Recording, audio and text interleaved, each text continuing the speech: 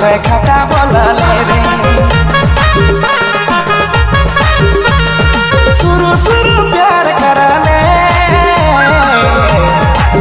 कभी तो मीठा बोलले कभी तो खटा बोलले रे।